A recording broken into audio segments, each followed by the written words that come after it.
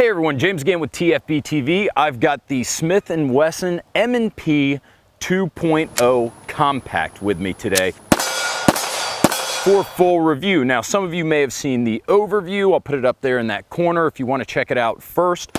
I did an overview of the M&P whenever I got it, but today I'm at the range. I'm gonna shoot it and give you my firing impressions. As I discussed in the last video, the 2.0 compact is larger, substantially larger than the 1.0 compact. The 1.0 compact is more of a subcompact gun, closer to a Glock 26 in size.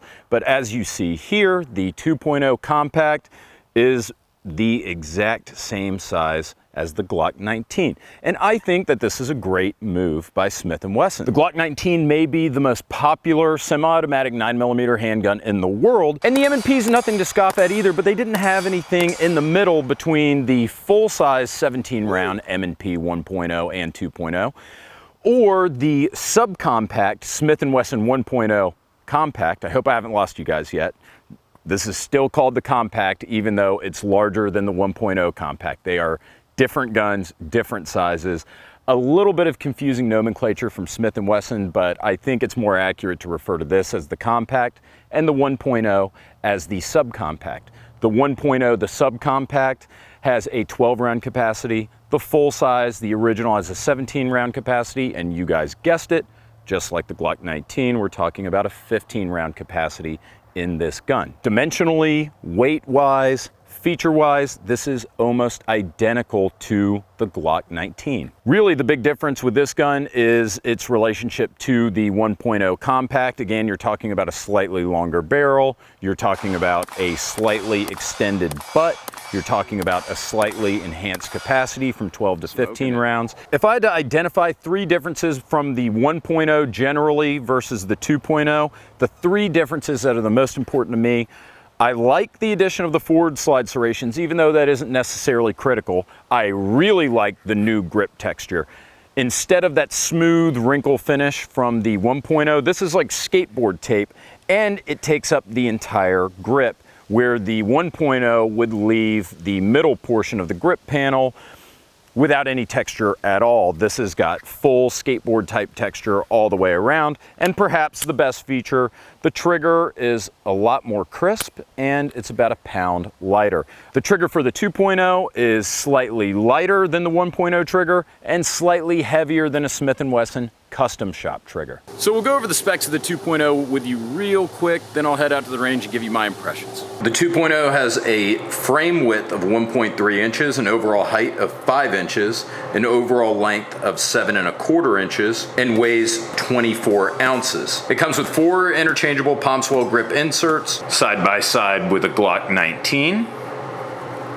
And you can see Smith is really coming at Glock, because these are almost identical in every dimension. The M&P comes standard with these Novak style low profile 3-dot sights, steel, and I think these are superior to the Glock standard sights. All right, gang, first time running the M&P Compact 2.0.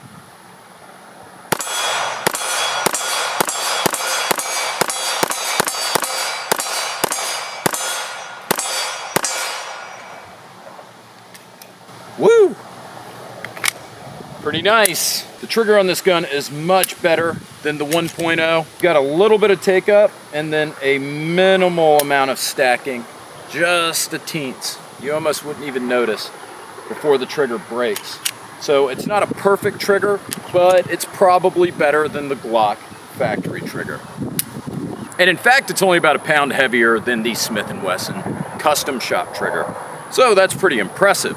It is about the same trigger weight as a Glock, but I guess you could say that it's less squishy than the Glock trigger.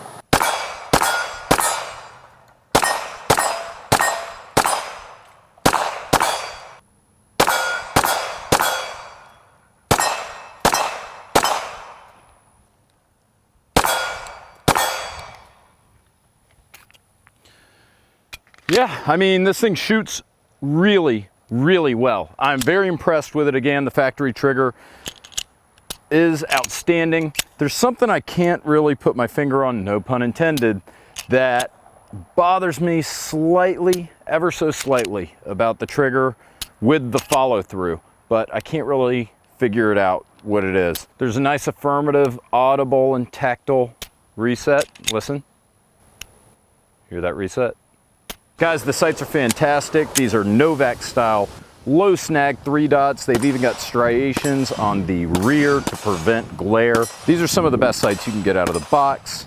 The magazine release works fine. The slide release is low profile but functional and ambidextrous. The takedown lever is easy to use. It's just like a SIG. You like to slide back, rotate it 90 degrees, all the guts come off. And the slide serrations on the rear are very aggressive. The slide serrations on the front are a little puny, but they work. All right, guys, I hate to say this, but I think I'm shooting this M&P better than I'm shooting the Glock.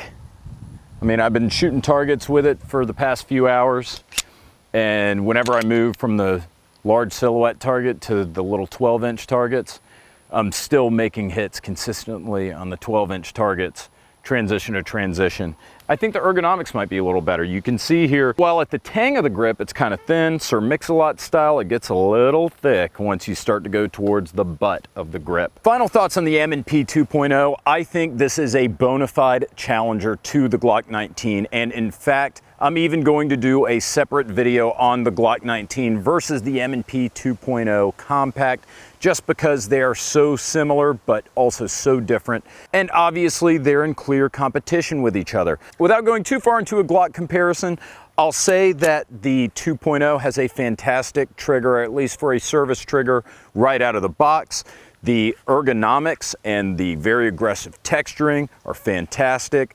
The forward slide serrations, a little teensy, but they're a nice addition as well. It's got fantastic stock 3-dot sights. To sum it all up, this is an outstanding pistol right out of the box. You might want to add night sights, but other than that, this thing's good to go, ready to carry, and it runs like a top. So I want to say great job to Smith & Wesson for finally bringing the M&P series to its full potential with the 2.0 compact, possibly the best pistol that Smith & Wesson has made to date. And all the ammunition I shot today, of course, came from those guys at Ventura Munitions. Pay them a visit. Thank you guys for watching. Thank you for subscribing. Patreon supporters, I love you. I will see you next week.